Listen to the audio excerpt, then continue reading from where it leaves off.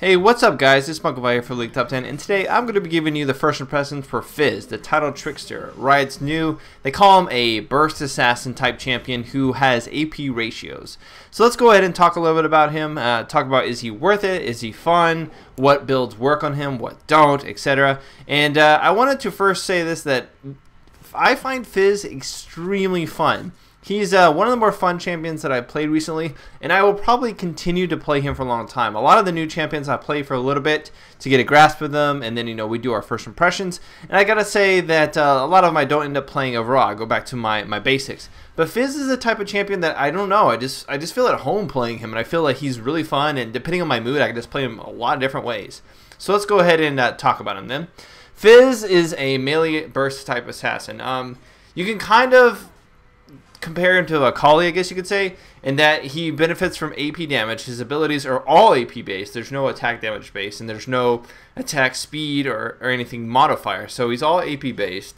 But he goes in for melee, and just like a Kali, he has to be in melee range to do his abilities. So just a Kali is that type of burst assassin that relies on AP, and Fizz is that as well. However, they do have some pretty strikingly differences, which I'll talk about in a little bit, which also affects their builds. So that is the primary way that people would look at Fizz and say this is how you play him. You know, you look at his abilities, he's AP, you're like, okay, I play him. But the secondary way people play him, and this is something that I've also found very effective, is as a jungler, AD jungler specifically. I have found great success playing him as an AD jungler, doing just as well, if not better sometimes, in certain circumstances, as AD Fizz. And you're wondering, how does AD Fizz work? And the thing about AD Fizz is, you got to realize he has two extremely mobile abilities. His Q and his E allow him to go a long distance, either to initiate or to get out of situations, and they can be used both defensively and offensively. So that makes him as a jungler extremely strong, because he can initiate from very far away using E, which if he lands it will get a slow, or a Q, which will apply a on proc ability. So for those of you that don't know, Q applies any kind of on hit, so that can apply things like Sheen, that can apply things like Red Buff, that can apply things like Ryle's Crystal Scepter. So using that to get in range and instantly apply that debuff to a champion is amazing, and makes him a great jungler. So not only that, he also has his ultimate, which is like a range Malphite ultimate, but without putting him in danger, where he can send out a shark essentially, and this shark will slow someone and then knock them up. Again, after level 6, great ganking potential. It makes him really strong, and with the proper attack speed items and tanky items, he becomes a really big force to reckon with. His W is the main portion of that, I think, as far as his damage goes, because you're thinking, well, since you're not building AP, doesn't his abilities just end up being a waste? They still have pretty good base damage abilities, which means early game he can still do a lot of damage with them. Plus, on top of that, his W always does at max rank 8% of a target's missing HP as a dot. You don't have to have AP. Sure, AP modifies the stacking damage that you do if you auto attack them, but the flat damage, the 8%, is consistent no matter if he's AD or AP, making him great choices for both of those fields. Now, I have to say, if you want to compare him directly to a Kali or, say, Talon, another like really fast instant burst champion, I feel like Talon kind of surpasses him a little bit, just in the fact that he can really burst out that damage and almost kill someone outright. And I feel like Fizz has to stay in there a little bit longer and is a little bit squishier when he goes down the AP route. Although I do feel that Fizz has a little bit more AoE team utility, both off of his AE and his R. And it just kind of comes down to which one you prefer to play better. One thing I do have to say is Fizz has no type of sustain. So usually when you play like Talon, you go something like a Bloodthirster, something that gives you some lifesteal. Fizz does not benefit off of Gunblade, really. You would think that Gunblade would be a great item on him, just like it is a Kali. However, his W, which actually applies the dot, does not give him Spellvamp. Any kind of on-hit effect does not proc Spellvamp. It would proc the lifesteal, which isn't bad, but the Spellvamp, no. And generally, when you get a Gunblade, you are going to go down an AP route, and that means that most of your damage is AP, not from auto attacks, meaning that unfortunately you are not going to benefit extremely well from the lifesteal. So the way you build him is you go like really tanky, like a Rod of Ages, you go like a Crystal Scepter, you know, Death Cap, that kind of stuff. so that you can survive those team fights, you can survive those encounters without having to worry on some kind of sustain. So I feel like in some ways, in a prolonged team fight, people like Akali or Talon may surpass him simply because they can lifesteal off something real quick, or they can spell vamp off something real quick, and then they can continue. Whereas as the fight draws on, Fizz gets lower and lower, and he doesn't really have a way to bring his HP back up. Now, if you go the AD route with him, then you're fine, because you'll usually have like a Wriggles or some other type of lifesteal, or just be super tanky with like an Atmiz and a Warmog, stuff like that.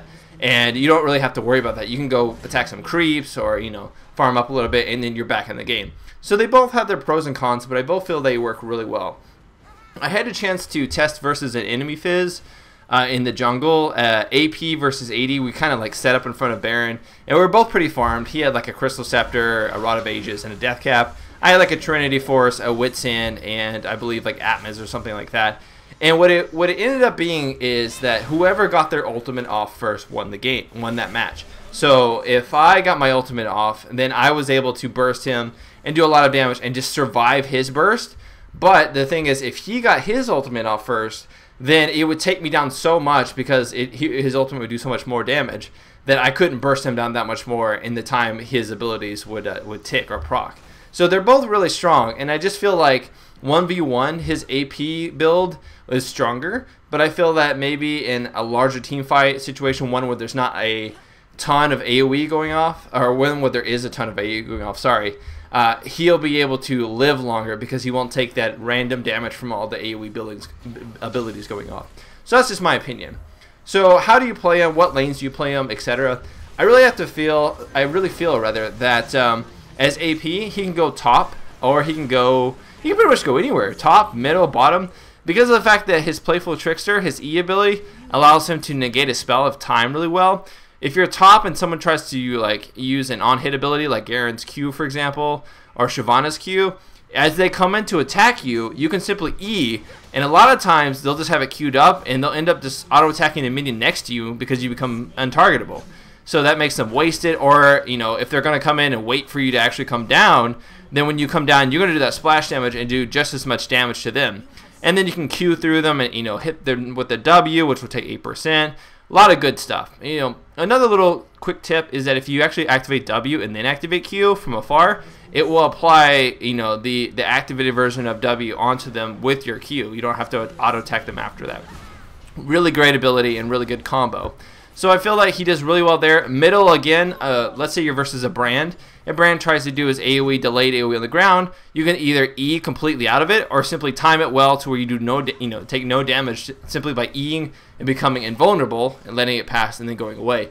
Again, making it really hard for people to combo you, except if you're like Talon or Cassidy, where you can silence someone, or you just go up to him and auto-tech him afterwards, etc.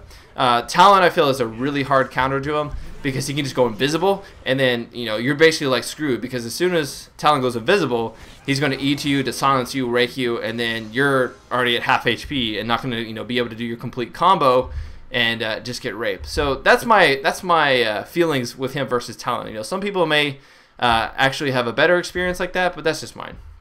So now that I've talked about that, let's talk a little bit about his AD route. So in the video, I'll probably show you, or I've already shown you, actually what route I take. But I basically go blue, and then I go Wolves. And then from there I go Wraiths, then double Golem, and I either go back, or I go ahead, and depending on my HP and how good of a tether I got at blue, I'll go ahead and do red and perhaps gank. If not, I'll just go back after Golems, heal up, get my boots, go back, do red, and then gank somewhere. You can even gank after blue, simply for the fact that if you get an early rank of E or early rank of Q, and someone has a reliable stun or slow, then you can simply use that Q to gap close instantly and do a lot of damage with your with your W and Q, take that person out. I've had some really strong level 2 ganks, and I feel like that actually would work quite well with him.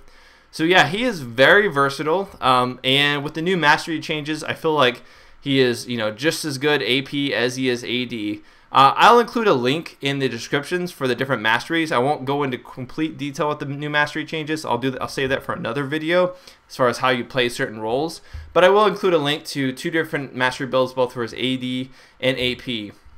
Now, really quickly, as far as his runes go, I feel like going Magic Penetration for red, if you're going the AP build, going armor yellow, going magic resistance blue, and then going AP quintessence is a really good setup. I feel like that works really well because he's going to be in melee range a lot, and so he's going to take a lot of random AoE, you know, AP damage or AD damage. So he needs to be as tanky as possible.